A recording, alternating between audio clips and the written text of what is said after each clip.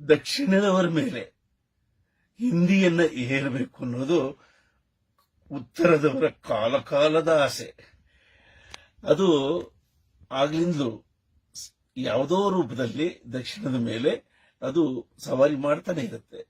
ಈ ಕಡೆಯಿಂದ ಈ ಪಂಚದ್ರಾವಿಡ ಭಾಷೆಗಳು ಅದನ್ನ ಸಾಂಸ್ಕೃತಿಕವಾಗಿ ವಿರೋಧಿಸ್ತಾನೆ ಇದ್ದಾವೆ.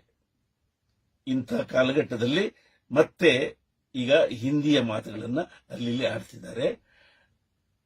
ಅದು ಆ ಕಡೆ ಇರಲಿ, ನಾವು ನಮ್ಮ ಕೆಲಸವನ್ನು ಮಾಡೋಣ, ಅವರು ಅವ್ರ ಕೆಲಸವನ್ನು ಮಾಡಲಿ, ನಾವು ನಮ್ಮ ಕೆಲಸವನ್ನು ಮಾಡೋಣ.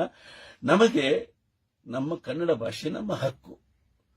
ಅದು ಈ ಒಕ್ಕೂಟದ ವ್ಯವಸ್ಥೆಗೆ ಒಂದು ಸದಸ್ಯನಾಗಿ ತನ್ನ ಅಂಗೈಯನ್ನ ಕೊಟ್ಟಿದೆ. ಅದಕ್ಕೆ ಆದ್ದರಿಂದ ಇಲ್ಲಿನ ನೆಲಮೂಲದ ಎಲ್ಲ ಸಂಪತ್ತನ್ನ ರಾಷ್ಟ್ರಕ್ಕೆ ಕೊಟ್ಟು ಮತ್ತು ವಾಪಸ್ ಪಡೆಯುವ ಹಕ್ಕಿನ ಪತ್ರ ಕನ್ನಡವಾಗಿರುವುದರಿಂದ ನಾವು ಕನ್ನಡವನ್ನ ಕಾಪಾಡಿಕೊಳ್ಳಲೇಬೇಕು. ಕನ್ನಡ ಚಿರಾಯು. ಜಗತ್ತಿನಲ್ಲಿ ಸುಮಾರು 7,000ರಿಂದ 8,000 ಭಾಷೆಗಳಿದ್ದಾವೆ. ಪ್ರತಿ ದಿವಸವೂ ಒಂದು ಪುಟ್ಟ ಭಾಷೆ ಅವಸಾನಕ್ಕೆ ಹೋಗ್ತಾ ಇದೆ ಅಂತ ತಜ್ಞರು ಹೇಳ್ತಾರೆ. ಆದರೆ ಕರ್ನಾಟಕದಲ್ಲಿ ಪ್ರತಿ ದಿವಸ ಕನ್ನಡ ಜೀವಿಸ್ತಿದೆ, ಬದುಕ್ತಿದೆ, ಬೆಳೀತಿದೆ. ಅದರಿಂದ ಈ ಅಳಿವಿನ ಚಿಂತೆಯನ್ನು ಬಿಟ್ಟು ಉಳಿದು ಬೆಳೆಯುತ್ತಿರುವ ಈ ಕನ್ನಡವನ್ನು ಕಾಪಾಡಿಕೊಳ್ಳುವ ಈ 65ನೇ ವರ್ಷದ ಹಬ್ಬವನ್ನ ನಾವು ಆಚರಿಸೋಣ.